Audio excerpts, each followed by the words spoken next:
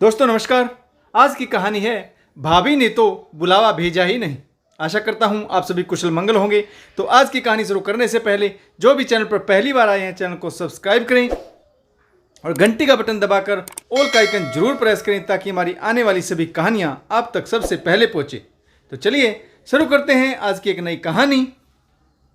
सुमन सरला जी के बेटे नीरज की बहू है। नीरज 3 बहनों का छोटा भाई, इसीलिए सुमन की तीनों नंदे जो सुमन से बड़ी है। नीरज पत्नी सुमन 2 बच्चों और मां सहित अपनी गृहस्थी में खुश है।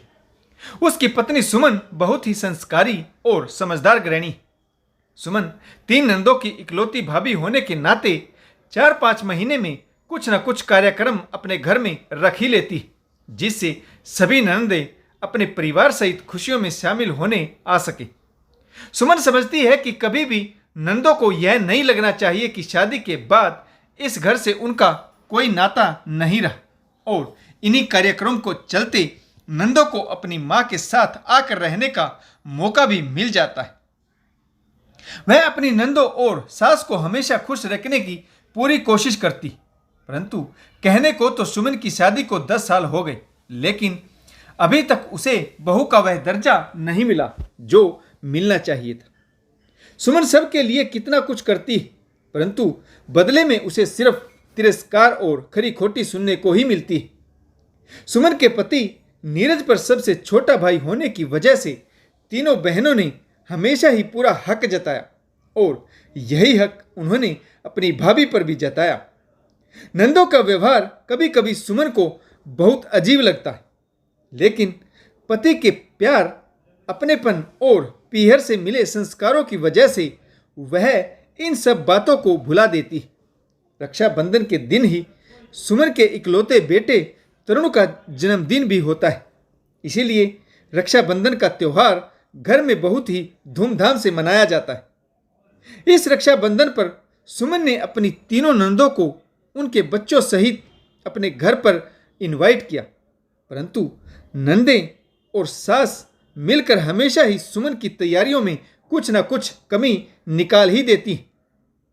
खास तौर पर छोटी नंद रूपा, कभी उन्हें खाने की तैयारियां अधूरी लगती, कभी उनके द्वारा दिया गया लेन देन उचित नहीं लगता, कभी उनके रहने की व्यवस्था सही नहीं लगती, तो कभी सुमन से मिले रिटर्न गिफ्ट उन्हें पसंद नहीं आते, तो कभी मौसम खराब की जिम्मेदारी भी सुमन पर ही डाल दी जाती। अक्सर नंदे कह देती कि इतनी गर्मी में प्रोग्राम रखने की क्या जरूरत थी, सफर में हमारा तो बुरा हाल हो गया। एक तो अपने घर पर प्रोग्राम रखो, खर्चा उठाओ, बहन बेटियों को बुलाओ, ऊपर से मौसम की जिम्मेदारी भी सुमन की ही है। अगर मौसम खराब है तो उसका ताना भी सुमन को ही सहन करना पड़ता है। रक्षाबंधन से एक दिन पहले सुमन की 2 बड़ी नंदे अपने परिवार सहित आने वाली थी। सुमन सुबह जल्दी उठकर घर के जरूरी काम निपटाकर सुबह से ही रसोई में लगी हुई थी। नंद और उसके बच्चों के लिए तरह तरह के पकवान बना रही थी। तैयारियों का जायजा लेने के लिए सुमन की सास ने रसोई में पांव रखा तो सुमन को सुनाने लगी, कहने को तो घर में 4 सदस्य हैं बहुरानी, फिर भी तुम्हारी रसोई कभी व्यवस्थित नहीं रहती।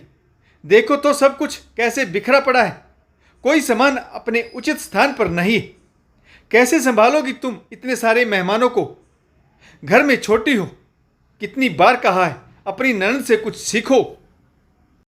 सुमन ने धीरे स्वर में कहा, जी मम्मी जी, और बात वहीं पर खत्म कर दी। थोड़ी देर में फिर से आवाज आई, सुमन जरा यहां आकर बाथरूम का हाल तो देखो, कितनी गंदगी है। सुमन ने कहा, मम्मी जी यहां पर खारा पानी आता है, इसीलिए बाथरूम की टाइल्स खराब हो गई। कल ही मैंने बाथरूम की डीप क्लीनिंग की थी। रात तक दोनों बड़ी नंदे अपने पति और बच्चों के साथ आ गई। घर थोड़ी ही देर में एक विशाल मंच बन चुका था। थोड़ी थोड़ी देर में कहीं ना कहीं कुछ घटित हो रहा था। कोई किसी चीज की फरमाइश कर रहा था तो कोई नखरा दिखा रहा था। सुमन और नीरज खुशी खुशी सबकी फरमाइशें पूरी कर रहे थे। इतने में सुमन की सास ने फिर से आवाज लगाई, अरे सुमन, तुमने सबसे छोटे कुंवर साहब को फोन नहीं किया क्या? सुमन ने कहा, मम्मी जी आज भी मैंने उनको 3-4 बार फोन मिलाया था, परंतु उन्होंने कोई जवाब नहीं दिया। जब मैंने दीदी को फ़ोन मिलाया तो वह भी अपनी बेटी को लेकर पड़ोस में किसी बच्चे की बर्थडे पार्टी पर गई हुई थी। मैंने उन्हें तो बुलावा दे दिया था, परंतु उन्होंने कहा कि तुम्हारे जीजा जी से बात कर लेना, उनकी परमिशन लेनी जरूरी है।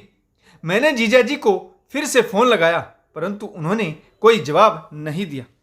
आज काम की व्यवस्था के चलते मैं फ़ोन करना भूल गई। सुमन की सास ने गुस्सा दिखाते हुए कहा, भूल गई? यह भी कोई भूलने की बात है? उन्होंने फ़ोन करना बिल्कुल नहीं भूलना था। तुम घर में छोटी हो, 3 बार फ़ोन नहीं उठाते तो 5 बार करो, तुम्हारा फर्ज बनता है। सुमन ने धीरे स्वर में जवाब दिया, मम्मी जी आज तो रात के 10 बज गए, मैं कल कर दूंगी। अगली सुबह सुमन ने फिर से फ़ोन मिलाया तो छोटे नंदोई ने फ़ोन उठाते ही कहा, सुमन जी जरा माफ़ कीजिएगा, मैं काम में व्यस्त हूँ, बाद में बात करता हूँ। यह कहकर उन्होंने फ़ोन रख दिया। इसके बाद सुमन फिर से दूसरे कार्यों में व्यस्त हो गई और उसे फ़ोन करना याद ही नहीं रहा। तरुण के जन्मदिन और रक्षाबंधन के त्यौहार की तैयारियों में सुमन व्यस्त थी। जन्मदिन की करीब करीब सभी तैयारियां पूरी हो चुकी थी। आस पड़ोस से मेहमानों का आना शुरू हो गया। अचानक से सुमन की सास जोर जोर से दहाड़े मारकर रोने लगी और कहने लगी, सुमन तुमसे कोई काम सही से नहीं होता। सुमन चौंक गई और वह सोचने लगी, इतनी खुशी के मौके पर अब सास को क्या हो गया। सास को रोता देख सुमन घबरा गई। सास के पास जाकर कहने लगी, अब क्या हुआ मम्मी जी, मुझसे क्या गलती हो गई? सुमन की सास ने कहा, मैंने तुम्हें कितनी बार कहा था छोटे कुंवर साहब को फ़ोन कर दो, देखो अभी तक मेरी छोटी बेटी रवाना भी नहीं हुई।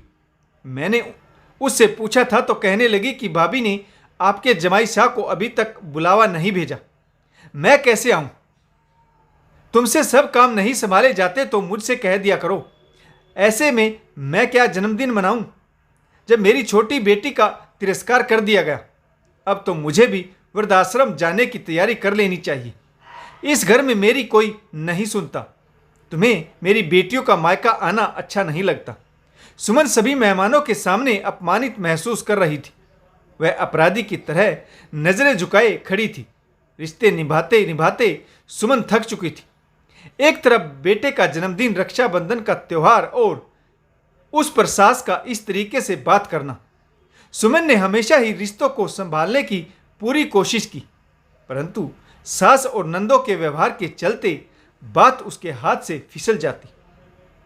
इतना सब कुछ करने के बाद भी उसे अंत में तिरस्कार और अपमान ही मिलता।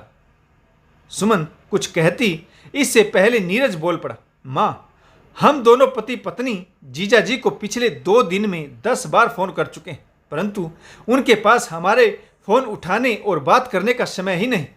तो इसमें हम क्या करें?